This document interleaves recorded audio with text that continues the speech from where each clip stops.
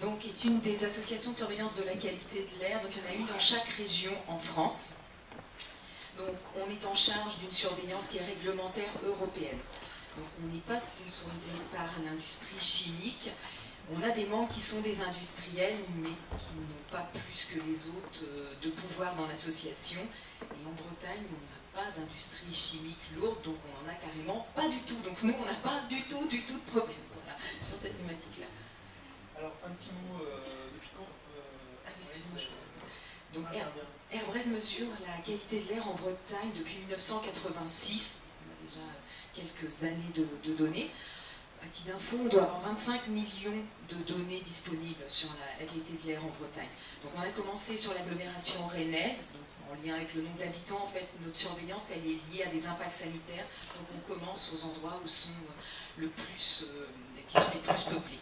Après, on s'est installé dans les autres grandes villes, alors comme Brest, Lorient, Vannes, Quimper, et puis des villes plus petites. Alors on fait des campagnes aussi à Redon, on en fait à Fougères, on en fait à Saint-Malo.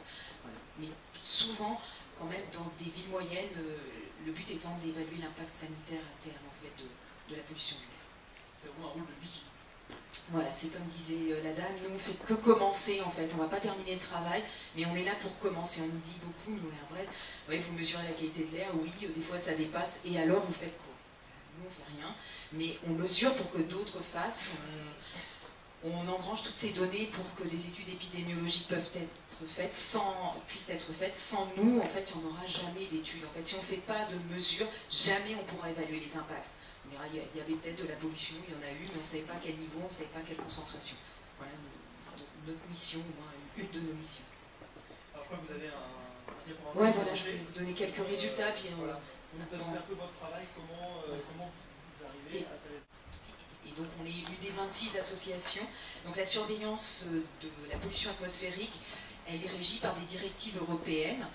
Donc on n'a pas tous les problèmes que rencontrent les Canadiens de surveillance. L'Europe ayant quand même un rôle moteur, et vous allez pouvoir vous en rendre compte, on a une marge de manœuvre qui est très très faible. En fait, tout est décrit dans les directives européennes, même ce qu'on mesure, la façon dont on mesure, où on s'implante. Donc là, quand ils ont quelques difficultés à les mesurer dans des zones très industrialisées, parce que évidemment les voisins de la pétrochimie n'ont pas envie qu'ils y aillent, et bien, en Europe c'est l'inverse. Parce qu'il y a ça, parce qu'il y a ces émissions-là, il faut être là et il faudra mesurer. Et chaque pays qui ne remplit pas ces conditions a une amende. Voilà, je voulais vous présenter donc mes collègues. Donc, chaque région a une association régionale de surveillance de la qualité de l'air qui fonctionne de façon, on fonctionne tous de la même façon. Donc on a tous 4 collèges, on a l'État qui est parmi nos membres, on a les collectivités locales, et toutes les grandes collectivités en Bretagne sont membres. On a les émetteurs de substances polluantes, donc ça sous-entend les industriels. En Bretagne, on en a peu, on n'est pas une très grande région industrielle au terme de la pollution atmosphérique, tout du moins. On a aussi la Chambre régionale d'agriculture, tout ce qui est un émetteur possible et potentiel. Et on a des associations de protection de l'environnement, voilà, j'en suis là. Donc Eau et Rivière de Bretagne est membre, Bretagne Vivante est membre, des collectifs aussi de citoyens sont membres. Voilà, les agences locales de l'énergie sont membres parce qu'on a des thématiques assez proches. Et on a aussi des personnes qualifiées, donc des médecins, pneumologues, des chimistes. Voilà. Nos missions sont fixées par la loi, c'est l'État qui les a définies. Donc surveiller les polluants atmosphériques. Alors je vous rappelle, parce que des fois l'État peut ne pas complètement réaliser les missions, ce sont des directives européennes. Donc tout est fixé dans des directives européennes, c'est la loi française qui les a reprises. Mais voilà, c'est exactement ce qui est dans la directive. Donc c'est surveiller les polluants atmosphériques principalement urbains et industriels, mais la grande thématique elle est plutôt sur l'urbain actuellement. Vérifier la conformité par rapport aux seuils fixés par l'Europe, donc veiller à ce qu'on ne les dépasse pas et mener des actions si on les dépasse. Informer le public, l'État, voilà, notamment en cas de pic de pollution. Et puis étudier les évolutions au fur et à mesure des années. Et aussi, on a un rôle d'expertise. On est sollicité soit par des riverains, mais aussi par des industriels, sur des questions de pollution atmosphérique, sur comment on mesurerait, plutôt qu'est-ce qu'on peut faire pour réduire. Voilà, toutes ces thématiques-là, on est censé répondre. Donc là, Donc après, je vous ai mis une carte en fait sur la surveillance en Bretagne. Donc vous allez voir qu'on est quasiment exclusivement installé sur des... Merci beaucoup. Sur les grandes villes. Donc la surveillance aussi est fixée par l'Europe. Donc un nombre d'habitants égale un nombre de stations et aussi le type de polluant qu'il faut suivre. Alors c'est évidemment, ça peut paraître léger ou pas suffisant, on aimerait bien plus, hein, si on pouvait on ferait plus évidemment, le critère étant quand même économique. Là ce que vous voyez donc sur la Bretagne, ça fait quand même pas mal, on est une cinquantaine d'analyseurs qui mesurent en continu, on mesure en continu, donc ce qui était dit aussi dans le film où la personne disait il ne mesure pas assez longtemps, elle a raison, il faut qu'on mesure longtemps pour avoir des conditions météorologiques différentes, pour qu'on ait des conditions d'émission différentes. Donc là, le problème est résolu parce que c'est une surveillance en continu 24 heures sur 24 où les appareils mesurent toutes les 30 secondes à 2 minutes et en moyenne, et on garde des valeurs quart horaires, d'où les 25 millions de données dont on dispose. Et donc l'équipement que vous avez sur la Bretagne, ça représente environ 2 millions d'euros de matériel installé, d'où la limite elle est aussi économique sur des installations nouvelles. On peut en réaliser, mais c'est vraiment au compte-gouttes. Je voudrais attirer votre attention sur l'IPRI, pas très loin. Le point n'est pas très bien placé, mais voilà. Donc, c'est une des 6 stations rurales nationales. En fait, 10 millions d'habitants égale une station rurale nationale, donc 60 millions de Français égale 6 stations. Donc, une des 6, donc celle qui est la façade Grand Ouest, est installée en Bretagne. Donc, le but étant d'évaluer l'état zéro égale pas le chiffre zéro, mais l'état sans pollution à proximité, donc quel est le niveau de fond européen. Donc, toutes les données sont disponibles sur Internet, vous pourrez aller voir, il n'y a aucun polluant qui est à zéro, hein, aucun. Donc il y a des entrants évidemment maritimes, hein, voilà, et il y a aussi les impacts qui arrivent de partout. Voilà comment se passe la mesure. C'est la petite cabine qu'on a vue dans le film, donc nous aussi on mesure en continu, on a une petite cabine avec un petit tuyau pour prélever l'air, mais on surveille aussi évidemment la météo avec la direction, la vitesse du vent. Les mesures sont faites en automatique donc par l'appareil qui est à côté. On stocke toutes les données donc, dans une station d'acquisition et on rapatrie les données toutes les 3 heures et on les valide. Ça, c'est quand il n'y a pas de dépassement de seuil réglementaire. Quand il y a un dépassement de seuil réglementaire, c'est l'appareil qui sait qu'il est en dépassement et qui envoie donc une information. Et on reçoit un SMS pour nous dire qu'on est en dépassement et on va valider ou non ce dépassement. Donc j'ai un collègue qui valide et on diffuse ces données. C'est prévu hein, par l'Europe, la diffusion des données. Donc vous trouverez toutes les données, toutes les études réalisées par Herbrez, mais aussi par mes collègues dans d'autres régions. Si ça vous intéresse, vous trouverez tout sur Internet. Voilà. Donc voilà notre site rapidement, hein, n'hésitez pas à aller le voir, donc herbrez.asso.fr. Donc vous avez les prévisions, vous trouverez les prévisions pour le lendemain, comme Météo France par exemple, et vous trouverez aussi l'indice de la qualité de l'air de la journée, la prévision du lendemain, et toutes les études. Voilà. Et vous trouvez aussi quelques infos sur le pollen. Voilà. Alors, pourquoi on surveille et quels polluants on surveille? Alors, on surveille pour des raisons sanitaires, donc le choix a été fait par l'Europe sur des polluants qui ont des impacts sanitaires avérés, sur différentes thématiques. Donc, le dioxyde de soufre, le premier que vous avez, c'est plutôt émis par l'industrie. Et les seuils réglementaires, alors, comme on vous l'a rappelé dans le film, on n'a pas de valeur en dessous de laquelle on ne voit pas d'effet. Donc, ce qu'on fait, c'est qu'on fixe des seuils qu'on essaie de baisser régulièrement pour inciter les industriels ou les émetteurs à réduire leurs émissions régulièrement.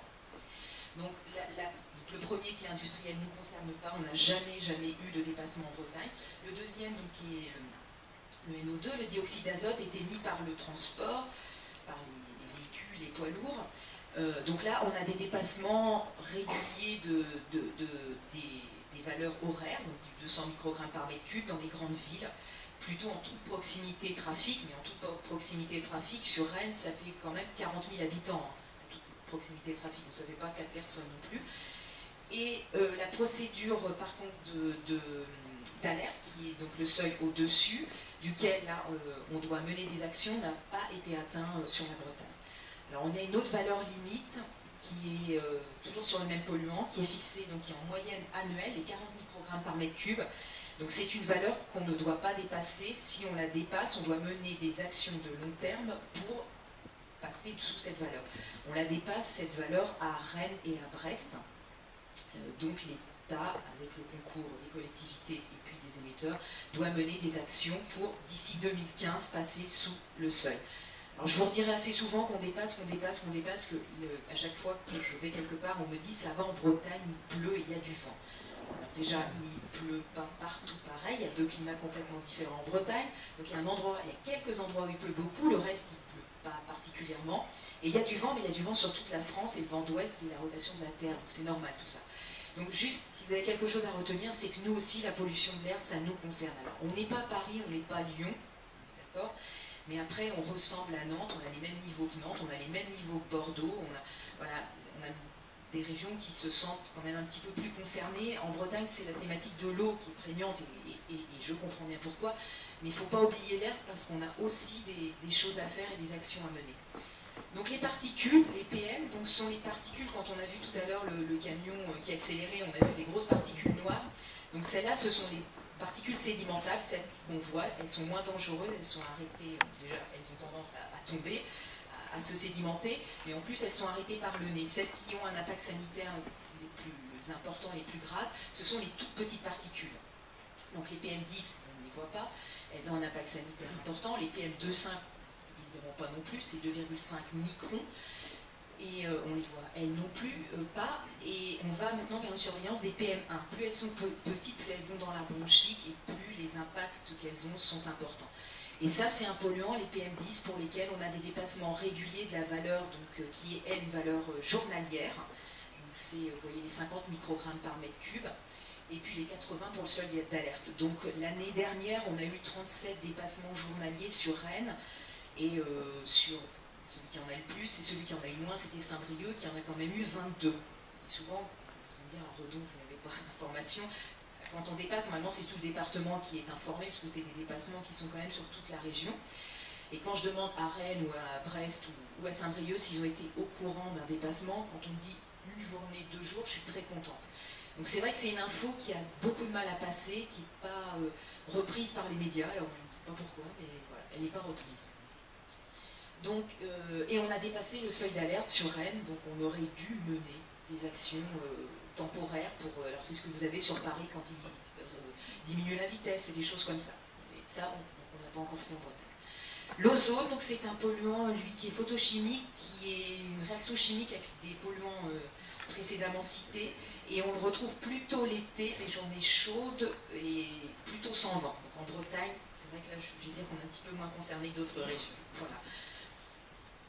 Alors la liste est beaucoup plus longue, on mesure le benzène qu'ils ont cité, on mesure les HAP, on mesure d'autres choses aussi. Et ces polluants-là n'ont pas une surveillance en automatique parce que les méthodes n'existent pas et on n'a pas de dépassement avéré en Bretagne. Donc ce n'est pas une problématique qui nous intéresse spécifiquement en Bretagne. Je vous ai rappelé ce que prévoit la loi en cas de dépassement soit horaire, soit journalier des seuils. Donc le but c'est d'informer les populations, que les personnes sensibles soient au courant qu'on est en dépassement de seuil, parce que normalement ça a un impact sanitaire avéré, et prennent des mesures. Et quand on est en seuil d'alerte, donc c'est au préfet évidemment de mettre en place des actions pour limiter, réduire la pollution. Donc quelques petits chiffres, si on veut mener des actions, il faut savoir qui est l'émetteur. Donc voilà, ce qu'on peut voir là à partir de ces camemberts, c'est pour les oxydes d'azote, les émissions sont dues au transport. Le transport, c'est les véhicules particuliers, c'est le PL, mais c'est surtout les véhicules particuliers. C'était rappelé plusieurs fois pendant le film, la problématique, elle est sur le diesel. Le problème, c'est que la France est le pays le plus dieselisé du monde. D'où le petit problème qu'on rencontre. Les deux polluants sur lesquels je me suis un peu arrêtée, donc qui sont les oxydes d'azote et qui sont les particules, sont émises par le diesel. Donc les oxydes d'azote aussi par l'essence, mais donc c'est vraiment une thématique diesel. Alors s'il y a aussi quelque chose à retenir, alors je sais que c'est un discours qui est compliqué parce que la thématique bonus-malus met en avant les véhicules diesel parce qu'on est sur une problématique climat. C'est pas du tout ce qui se passe en Allemagne, parce qu'ils ont fait un bonus-malus sur climat et qualité de l'air. Donc c'était possible de lier les deux. Et donc là, si vous achetez un véhicule essence, vous avez un malus, vous avez l'impression que vous faites quelque chose de mal pour l'environnement, alors que sincèrement, vous faites quelque chose de bien pour l'environnement. Le diesel, c'est bien comme on l'utilisait, alors pas les diesels il y a 20 ans, mais comme on le pensait il y a 20 ans. C'est des véhicules pour les gens qui roulent beaucoup et pas ou peu en ville. Voilà. Donc tous les gens qui font peu de kilomètres, c'est-à-dire maintenant tout le monde, parce qu'avoir une véhicule essence c'est compliqué, il faut se mettre sur liste d'attente, donc la plupart des gens ont tous maintenant, je crois qu'on doit être à 78 ou 119% de véhicules diesel particuliers en France, c'est énorme. Donc, dans ces gens-là, il y a vraiment des gens qui ne sont pas la cible du diesel. Donc, quand vous rachetez un véhicule, pensez, si vous ne faites pas beaucoup de kilomètres, le diesel, c'est inadapté, en fait, au fonctionnement. Les moteurs à froid émettent beaucoup de particules. Les particules, c'est cancérigène, parce qu'il y a plein de petites molécules, voilà, donc ils ont parlé HAP, benzène, qui viennent s'absorber. Ça profite de ce petit véhicule qui est la particule pour aller très profond dans vos poumons. Voilà. Le filtre à particules ne fonctionne pas à froid. Si vous faites vos 3-5 km pour aller au travail, il n'aura pas fonctionné du tout. Et le problème des filtres à particules, c'est que ça a entraîné une augmentation des niveaux d'oxyde d'azote. Il y a une réaction chimique qui se forme, et voilà. Donc le diesel, j'ai rien contre le diesel. Le diesel, c'est bien, mais c'est adapté à une population, et voilà. C'est pas donc pour tout le monde. Et les particules, donc là, c'est plus compliqué sur les émissions. Vous voyez qu'il y a le transport, donc ça, c'est quasiment à 100% du diesel. Donc il y a des PL dedans, évidemment. Hein. Vous avez aussi l'agriculture, qui est un émetteur, notamment le travail des sols, voilà, c'est normal. Et l'industrie en est un, donc c'est un faible en Bretagne, puisqu'on a une faible industrie chimique et pétrochimique. Et vous avez le résidentiel tertiaire, donc le chauffage est un émetteur, notamment le chauffage au bois. Donc là aussi, si je peux passer un petit message, les cheminées, les foyers ouverts, c'est pas bien du tout. C'est pas bien du tout non plus à l'intérieur, hein. Vous aurez aussi beaucoup de petites particules qu'on ne voit pas. Donc vous ne savez pas si vous en avez, et c'est plutôt pas bien. Les équipements anciens émettent beaucoup, donc si vous avez aussi en réflexion de changer votre poêle à bois, bah, c'est une bonne chose, les nouveaux émettent beaucoup moins. Donc la répartition, je voulais juste vous montrer ce que ça donnait. Donc en fait, Airbrace réalise, mais comme dans toute région, un cadastre des émissions. Donc c'est l'ensemble des émissions de polluants. Donc il y a environ une quarantaine de polluants qui sont surveillés et 70 pesticides. Donc on recense l'intégralité des lieux d'émission. Donc c'est le nombre de véhicules qui passent, c'est aussi tout le bâti et le mode de chauffage. C'est tous les industriels, hein, sont évidemment référencés. Les chaufferies sont référencées, l'incinération d'ordures ménagères référencée. Et tout ça, on le somme et on a l'information à la commune des émissions. Ça permet aussi d'agir, de voir où sont les problèmes. Donc là, vous avez l'oxyde d'azote. Alors l'oxyde d'azote, en fait, c'est très bien parce qu'on voit les routes se dessiner, les grandes voies de circulation. Voilà. Ça confirme que c'est bien le transport qui est le premier émetteur. Quelques petites notions de qualité de l'air pour vous montrer comment ça fonctionne. Donc le dioxyde d'azote NO2, c'est lié au transport. Donc ce qu'on va constater, c'est la petite courbe bleu ciel, c'est qu'on va voir un pic le matin et le soir. Le matin quand les gens arrivent au travail et le soir quand ils repartent. Ce qui est assez normal. Pour l'ozone, c'est un polluant estival et qui apparaît avec la chaleur et le rayonnement solaire. Donc on va le voir au fur et à mesure de la journée augmenter. Il n'y en a pas le matin. Et puis au fur et à mesure de la journée, la production chimique, les réactions chimiques se font. Et on a les concentrations les plus élevées en fin de journée. Je vous dis tout ça aussi, quand on dit qu'il faut ouvrir sa fenêtre pour aérer, c'est pour vous donner des idées de quand aérer et quand ne pas aérer. Voilà. Donc le matin, on évite quand on n'est pas quand on est dans une zone urbanisée, on évite le matin d'ouvrir parce qu'on va faire rentrer la pollution de l'extérieur à l'intérieur. On le fait très tôt, ou on le fait dans l'après-midi, ou on le fait en fin de journée, le soir. Voilà. L'été, on évite d'ouvrir le soir parce que là, on a les niveaux d'ozone les plus élevés. Voilà. Et les PM10, on voit que c'est stable, donc sur toute la journée. C'est normal, c'est lié au transport, mais comme il y a aussi le chauffage, comme il y a aussi l'agriculture, donc il n'y a pas un émetteur privilégié qui ressort. Et puis le dioxyde de soufre, donc qui est industriel, en Bretagne, on voit c'est carrément collé au zéro, c'est la courbe rouge, on n'a quasiment pas on a des valeurs très faibles. Voilà. Ça c'est la même.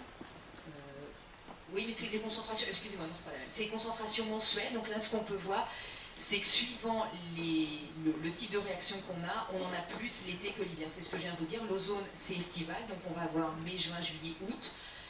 Le dioxyde d'azote, on voit qu'on en a donc qui est émis par le transport moins l'été, souvent parce qu'on est dans les grandes villes et les grandes villes se vident un peu l'été, ce qui est assez normal.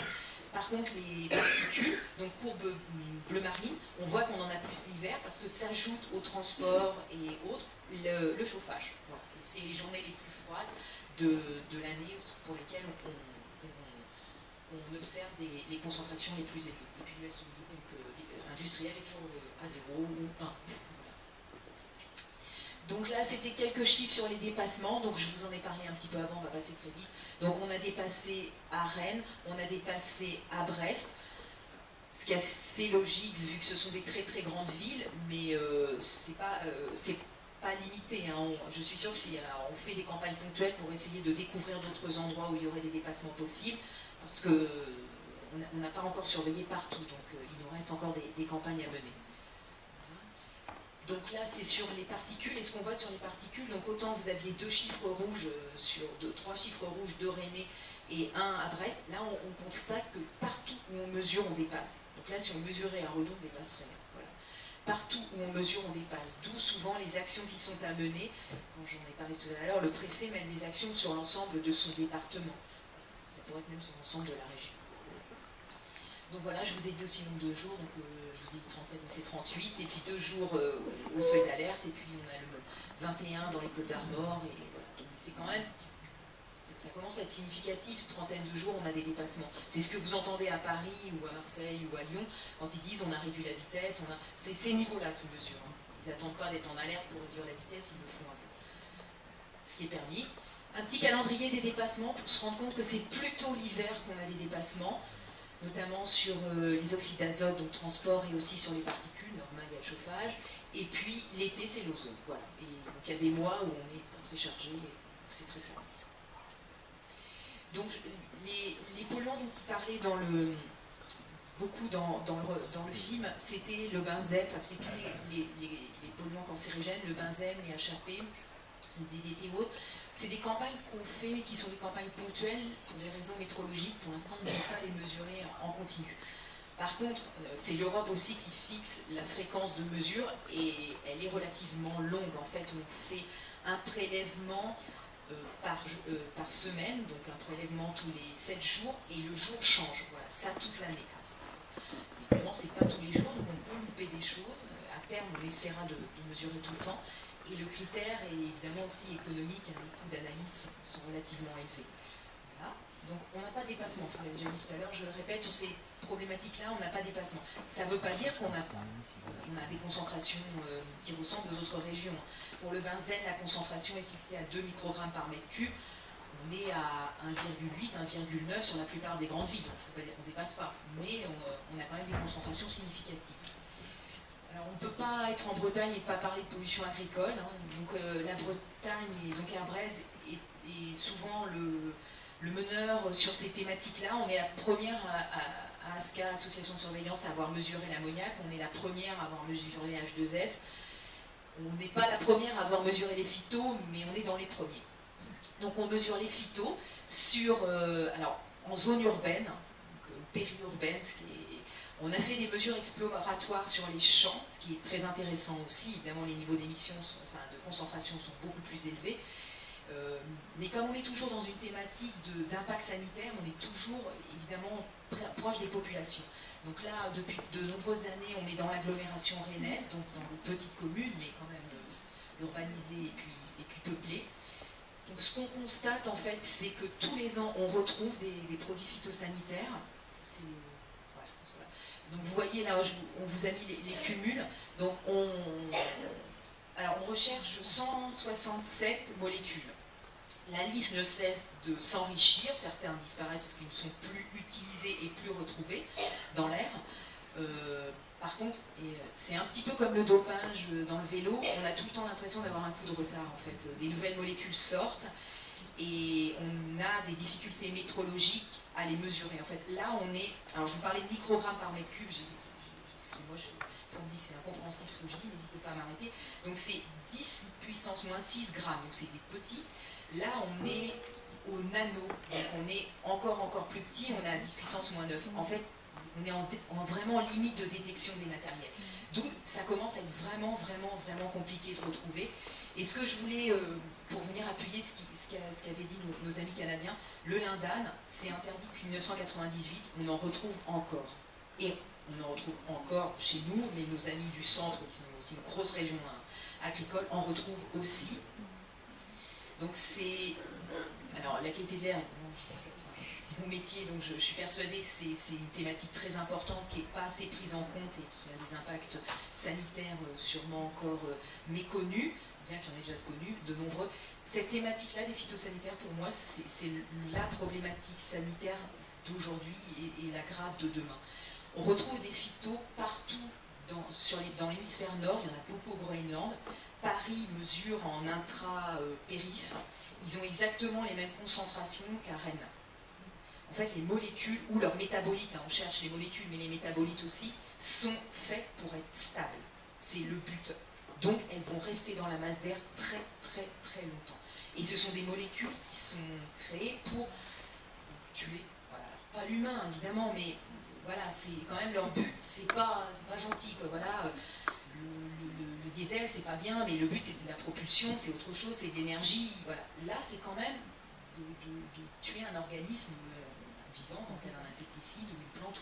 Donc, moi, cette thématique me laisse m'inquiète assez, voilà. Notamment parce qu'on ne voit pas les niveaux. Alors, on voit les niveaux baisser parce que ils ont des obligations, notamment sur les tonnages épandus, sauf que des molécules de plus en plus actives arrivent. Alors, c'est sûr, on n'arrive plus à les détecter, mais quels sont les impacts de ces molécules de plus en plus actives? Moi, ça me laisse perplexe. Donc, les algues vertes, donc sur les plages bretonnes, on a des algues vertes, on va mesurer H2S et l'ammoniac. Alors, l'ammoniac, il n'y a pas beaucoup. H2S, donc c'est un polluant qui peut être mortel. Là, on a des concentrations qui sont relativement élevées. Alors là, on est sur des travaux, sur une vasière, on est assez proche des travaux. Autrement, on est plutôt sur la plage où sont situés les gens, avec des niveaux qui peuvent être assez élevés, mais là, évidemment, plus dans des niveaux mortels. On fait un suivi pour l'ARS, donc aussi pour des impacts sanitaires. Voilà, je voulais vous rappeler rapidement, mais je l'ai dit tout à l'heure, donc on voit où pénètrent les particules, les PM1 allant, elles, encore plus profondément. Alors, elles peuvent même passer les barrières, si j'ai bien compris, alors je ne suis pas médecin, mais voilà, je vous ai rappelé quelques chiffres, alors il y en a beaucoup si vous cherchez sur Internet, donc sur l'espérance de vie perdue, voilà, là j'ai trouvé qu'il y avait 20 000 années de vie perdue à cause de la pollution de l'air. Alors, on ramène tout le temps la pollution de l'air au décès prématuré. Alors les gens décès prématurés, ouais, bon, si c'est une semaine à 90 ans, on s'en moque. Je comprends pas. Mais sauf que c'est pas ça. C'est aussi des gens plus jeunes. C'est aussi peut-être plus qu'une semaine. Alors c'est vraiment, ils ont commencé à faire ce genre d'études pour ne pas se limiter à décès prématurés, qui sous-estiment un peu l'impact. Et puis il y a vraiment des gens qui en meurent. Quelques impacts sanitaires, donc les impacts et les impacts à court terme qui sont des impacts aigus, ce qu'on voyait chez les enfants qui toussaient, donc des réactions inflammatoires des poumons, je ne sais pas, on en aura juste derrière, augmentation de la sensibilité allergique, et aggravation des crises d'asthme et aggravation des maladies cardiovasculaires. Donc ça a vraiment un impact et ça crée des crises d'asthme. Hein, voilà, ça a vraiment des impacts sanitaires, il ne faut pas minimiser, on est déjà malade, donc ça accentue, ça rend aussi malade. Et puis vous avez les effets par contre à long terme, où là on voit donc, sur l'espérance de vie, sur une augmentation de la mortalité. C'est pas très optimiste non plus, hein. J'essaie de faire un peu plus gai peut-être que le film, mais c'est pas une thématique qui est particulièrement gaie, c'est vrai. Voilà. Et donc en France, donc, il a été fait, donc là vous avez les résultats sur les particules fines, donc à partir des PM10, donc c'est pas ça parce que là ce qu'on voit, c'est pas ça, mais les PM10 et les PM2,5 et PM1. Donc l'impact, ça serait 350 000 décès par an en Europe et donc 42 000 en France. C'est quand même pas rien. C'est un seul et unique polluant. Comme on sait qu'il y a quand même des dizaines de polluants, il y a des choses à faire. Voilà. Donc l'AFSET a mené de nombreuses études, voilà, et elle propose plusieurs choses, notamment pour réduire les niveaux de fond. Là, j'ai parlé des dépassements de seuil pour dire que la Bretagne était évidemment, elle aussi, concernée par la pollution atmosphérique, et donc ça ne concernait pas que les autres régions. Mais ce qui est important, et ça a bien été rappelé, c'est vraiment les niveaux moyens. Il n'y a pas de seuil en dessous duquel on n'a pas d'impact. Donc ce qu'il faut baisser, c'est le niveau moyen. C'est bien de ne plus avoir de dépassement d'une heure ou journalier, mais ce qu'il faut baisser, c'est les niveaux moyens. Donc voilà, c'est ce qu'a rappelé, ce qui est très très difficile. Baisser les niveaux moyens, c'est très très difficile, c'est des changements comportementaux plus importants. Donc là, il y a quelques idées d'action. Donc le PRSE, le plan régional santé-environnement, donner des idées d'action possibles donc, pour diminuer les impacts de la pollution, notamment particules. Vous verrez souvent, enfin, cette thématique-là ressortir, c'est vraiment actuellement le problème français qu'on a du mal à gérer, notamment parce qu'on a fait un choix de véhicule qui est compliqué maintenant à modifier rapidement. Donc il faut qu'on gère ces dépassements et ces valeurs élevées. Donc il donnait quelques infos, voilà, étudier l'évolution de la dieselisation du parc. Donc il faudrait que la tendance pèse, ça viendra peut-être, mais c'est pas, vous allez me dire, c'est pas une démarche locale, hein, c'est pas une démarche individuelle, évidemment c'est aussi à l'État de prendre des décisions qui favorisent un peu plus l'essence qu'actuellement, mais voilà. Il y a des choses à faire sur ces thématiques-là, donc les services de l'État s'en préoccupent. Voilà. Je voulais juste parler 2 secondes aussi d'air intérieur. On fait donc de la mesure aussi en air intérieur dans les bâtiments recevant du public, donc à la demande de nos membres, ils ont beaucoup de RP. Donc ça a été plutôt des écoles, ça a été aussi des bureaux, centres commerciaux, le métro, voilà. N'oubliez pas, voilà, alors on ne fait pas nous de conseils sur les bonnes pratiques et tout ça, c'est pas forcément notre activité, nous c'est la mesure. On a un thermomètre, un baromètre, ce que vous voulez, mais on mesure, et régulièrement quand on est allé mesurer, on est allé aussi mesurer dans des logements à côté de grandes voies de circulation, ce qu'on observe c'est souvent la même chose qu'à l'extérieur. Quand c'est pollué à l'extérieur, c'est pareil dedans, mais souvent c'est même pire. Donc voilà. Alors on m'a demandé aussi de terminer par quelques idées d'actions à mener. Alors déjà, il n'y a pas de petits gestes. Il y en a, pour moi, tous les gestes valent la peine. Donc juste ne pas prendre sa voiture une fois, une journée dans la semaine, ou baisser d'1 degré le chauffage. Même si l'électrique, ça fera gagner ailleurs, dans d'autres régions, mais chez mes collègues et amis. Voilà, tout ça pour moi, enfin voilà, il n'y a pas de petits gestes, ça paraît tellement phénoménal et puis tellement énorme le projet, comme elle dit, voilà, nous on va commencer les actions, et les commencer c'est déjà bien. Donc, le brûlage à l'air libre est interdit. C'est interdit, alors il y a des dérogations, il y a des dérogations en fait, permises par les municipalités pour brûler ces déchets verts l'été, parce que les déchetteries souvent ont trop d'arrivées et donc ne peuvent plus gérer, mais autrement il vaut mieux emmener à la déchetterie. C'est mieux valorisé, voilà. Donc souvent on me disait oui mais en fait l'emmener à la déchetterie, là je pollue, alors voilà, juste quelques chiffres pour vous dire que en fait c'est quand même mieux de les emmener à la déchetterie. Alors évidemment, je parlais des déchets verts et pas du tout tous les poubelles qu'on brûle. Évidemment, tout le reste est interdit. Le covoiturage, moi j'y crois beaucoup. Ça resocialise en plus les gens, c'est une bonne chose. Alors c'est encore modeste, mais ça va l'être de moins en moins.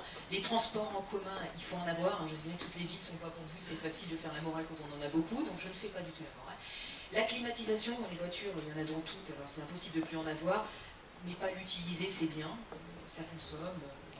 Donc en Bretagne, pas forcément, alors il y a des moments où il faut, mais voilà, c'est rare les moments où il faut. En cas de pic de pollution, on évite d'aller faire le plein de son véhicule. Donc ce qu'on sent, l'essence, c'est des composés organiques volatiles, donc ils se volatilisent avec la température. Donc quand il fait chaud, ils se volatilisent. Donc se servir, c'est en mettre beaucoup, beaucoup vont se volatiliser, donc on évite.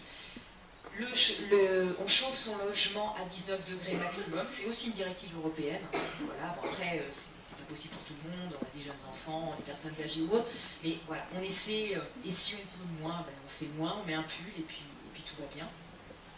J'aère son logement quotidiennement, alors j'essaie de vous donner des horaires un peu mieux que d'autres, et j'évite au maximum l'utilisation des pesticides, et si je peux, même j'arrête, ça serait vraiment bien. Alors je sais qu'on a des gros utilisateurs dans la région, voilà, par leur métier, mais tout ce qu'on ne fera pas nous, c'est toujours ça de gagner, quoi. Et si vous le faites, pensez bien utiliser la dose préconisée, voire même moins que la dose, et pas plus que la dose pour ne pas y retourner. Hein. C'est vraiment... voilà. Et équipez-vous. Donc j'espère pas avoir fait trop long, parce que je... Voilà. N'hésitez pas à aller sur notre site internet, vous récupérez des données. N'hésitez pas à nous laisser un petit mot, à nous demander de la documentation. C'est dans nos missions, hein, donc l'information, donc on est là pour vous. Merci beaucoup. Merci beaucoup.